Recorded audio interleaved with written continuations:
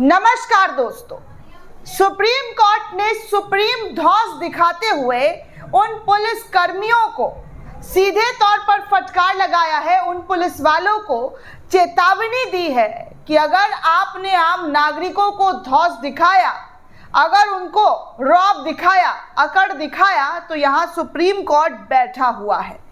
दरअसल दोस्तों, supreme court एक मामले पर सुनवाई करते हुए सुप्रीम धौंस दिखाने वाले पुलिस पर जमकर बिगड़ते हुए नजर आए, बफरते हुए नजर आए। और क्या कुछ कहा है वो इस पूरी रिपोर्ट में आपको बताऊंगी कि कैसे सुप्रीम कोर्ट ने उन तमाम पुलिस वालों को सीधा कर दिया है जो वर्दी का रौब दिखाकर जनता को डराने धमकाने का काम करते हैं। आपको बता दूं दोस्तों कि भारत में पुलिस की बदसलूकी इतनी कॉमन हो चुकी है कि आए दिन कहीं ना कहीं से वीडियो सोशल मीडिया पर वायरल होते रहता है, दिखाया जाता है। वीडियो में साफ दिखता है कि कैसे वर्दी का रौब जो है वो झाड़ते हुए नजर आते हैं। जैसे बारिश में बिजली जाना, सरकारी दफ्तर में सुनना नहीं, ये बोलना कि कल आना, ठीक वैसे ही, जी हाँ, ठीक वैसे ही पुलिस वालों का रौब और बदसलूकी इस कदर बढ़ चुका है हमारे देश में कि अक्सर हम और आप अपने आसपास कहीं ना कहीं देखते सुनते हुए नजर आते। हालांकि अब सुप्रीम कोर्ट ने एक फैसला सुनाते हुए साफ लफ्जों में कह दिया है कि नागरिकों पर पुलिस की मनमानी और अत्याचार बर्दाश्त नहीं की जाएगी। कोर्ट ने सभी राज्यों के डीजीपी को सख्त निर्देश भी जारी किए हैं कि अगर इस तरीके की कोई भी केसेस, कोई भी मामला, किसी भी तरीके की जानकारी सुप्रीम कोर्ट के सामने आएगा तो वो इसे बर्दाश्त नहीं करेंगे।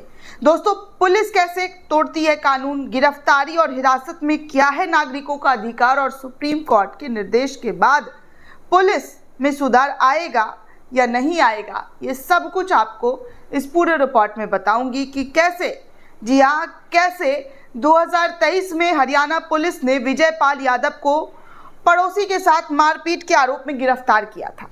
इसमें कानून का पालन नहीं हुआ। विजय के भाई ने पुलिस अधीक्षक यानी कि एसपी से शिकायत की तो अधिकारी नाराज हो गए और पुलिस स्टेशन में विजय को पीटा। इसके बाद एफआईआर दर्ज की गई। विजय ने इसके खिलाफ पंजाब और हरियाणा हाई कोर्ट में दीवानी अवमानना याचिका दाखिल की, लेकिन 12 जनवरी 2023 को हाई कोर्ट ने याचिका खारिज की और इसके बाद आरोपी ने सुप्रीम कोर्ट का दरवाजा खटखटाया। 26 मार्च 2025 को सुप्रीम कोर्ट में जस्टिस एहसानुद्दीन अमानुल्लाह और जस्टिस प्रशांत कुमार मिश्रा की बेंच ने इस पूरे मामले पर सुनवाई की और सुनवाई करते हुए फैसला सुनाते हुए उन्होंने पुलिस को फटकार लगाई। कोर्ट ने के मुताबिक एक आम आदमी से अपनी सीमा लांघने की उम्मीद की जा सकती है, लेकिन पुलिस से ऐसी उम्मीद बिल्कुल भी नहीं की जा सकती है। कोर्ट ने कहा कि अपराधी के साथ भी कानून के मुताबिक व्यवहार किया जाना चाहिए। पुलिस के निर्धारित मानदंडों का पालन करना जरूरी है और वो अपनी सीमाओं का उल्लंघन कतई नहीं कर सकते हैं।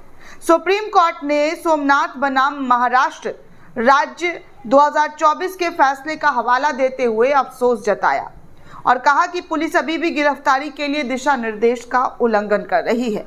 सुप्रीम कोर्ट ने माना है कि पुलिस की ओर से स्पष्ट रूप से अत्याचार हुआ है और ऐसे में उनको जमकर फटकार लगाते हुए तमाम राज्यों के डीजीपी को निर्देश दे दिया है कि अगर इस तरीके की चीज़ें देखने सुनने को मिलेगी तो फिर कार्रवाई भी उतनी ही सख्ती और कड़ाई से होगी। दोस्तों, आपको बता दें कि सुप्रीम कोर्ट ने देश भर की पुलिस को क्या सख्त निर्देश दिए हैं ये भी आप जान लीजिए, क्योंकि आपके जानने का अधिकार है। देश का सर्वोच्च अदालत ने पुलिस पर सख्ती बरतने के क्या निर्देश दिए हैं, क्या जो है उनकी तरफ से कहा गया है सुप्रीम कोर्ट की तरफ से। दोस्तों, पहला ये है कि सभी राज्य के डीजीपी की जिम्मेदारी है कि इस तरीके की घटनाएं जो हैं वो दोबारा ना हो, ना ही कोई पुलिस अधिकारी अपने अधिकारों का गलत इस्तेमाल करे।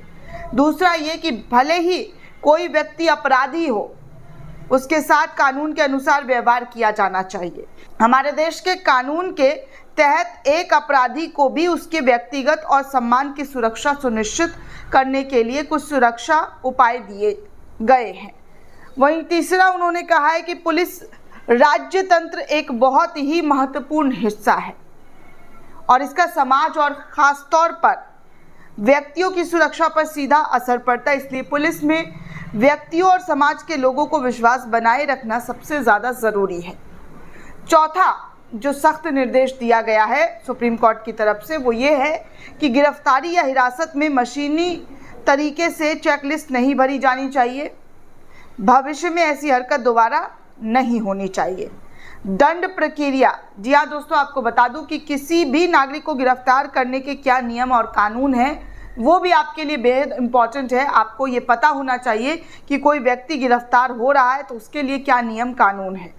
दंड प्रक्रिया संहिता यानी कि सीआरपीसी 1973 की जगह जो नया कानून आया है बीएनएसएस यानी कि भारतीय नागरिक सुरक्षा संहिता 2023 ने गिरफ्तारी की प्रक्रिया को नए सिरे से परिभाषित किया है। इसका मकसद है पारदर्शिता, जवाबदेही और व्यक्तिगत अधिकारों की रक्षा करना। इसमें गिरफ्तारी और पूछताछ की इलेक्ट्रॉनिक रिकॉर्डिंग और गिरफ्तार व्यक्ति के परिवार को तुरंत सूचना देना अनिवार्य है। पुलिस बिना वारंट के गिरफ्तारी तभी कर सकती है जब कुछ खास मामला हो, इससे संगीन अपराध और घोषित अपराधी शामिल हो। ऐसे लोगों को बीएनएसएस की धारा 35 यानी कि पहले जो सीआरपीसी की धारा 41 हुआ करती थी उसके तहत गिरफ्तार किया जा सकता है। दोस्तों आपको ये भी बता दूं कि गिरफ्तारी के वक्त पुलिस को 6 बातों का पालन करना बेहद ज़रूरी होता है। पहला ये कि ठोस सबूत होने के बाद ही पुलिस किसी को गिरफ्तार कर सकती है। सिर्फ कुछ मामलों में सिर्फ संदेह के आधार पर गिरफ्तारी की छूट है। दूसरा ये है दोस्तों कि गिरफ्तारी से पहले पुलिस आरोप बताएगी और अरेस्ट मेमो भी तैयार करेगी। इसमें गिरफ्तारी का कारण और समय भी दर्ज होगा। तीसरा ये कि कुछ विशेष परिस्थितियों को छोड़कर गिरफ्तारी के लिए पुलिस के पास न्यायालय से वारंट होना ज़रूरी होगा। चौथा ये कि गिरफ्तार किए गए व्यक्ति को 24 घंटे के अंदर मजिस्ट्रेट के सामने पेश करना अनिवार्य है। पांचवा ये कि महिलाओं को सिर्फ महिला पुलिसकर्मी ही गिरफ्तार कर सकती है। आपात स्थिति छोड़कर ये गिरफ्तारी दिन के समय ही की जा सकती है। छठा ये कि गिरफ्तारी के बाद पुलिस पूरी जिम्मेदारी, जी हाँ, पुलिस की पूरी जिम्मेदारी होती है कि उसके खाने पीने से लेकर मेडिकल सुविधाओं का इंतज़ाम और रक्षा करना। ये तमाम चीज़ें जो है दोस्तों गिरफ्तारी के समय से लेकर, जी हाँ, जब गिरफ्तार होता है व्यक्ति और मजिस्ट्रेट के सामने पेश नहीं होता है तब तक उनका जो ये पालन है, जो नियम है, जो कानून है, उनका पालन करना बेहद ज़रूरी है। दोस्तों इस पूरे रिपोर्ट को लेकर आप क्या सोचते हैं, आपकी क्या प्रतिक्रिया, हमें कमेंट करके ज़रूर बताइएगा। साथ ही साथ चैनल को ज़्यादा से ज़्यादा लाइक, शेयर और सब्सक्राइब करना बिल्कुल भी ना भूलें। धन्यवाद दोस्तों।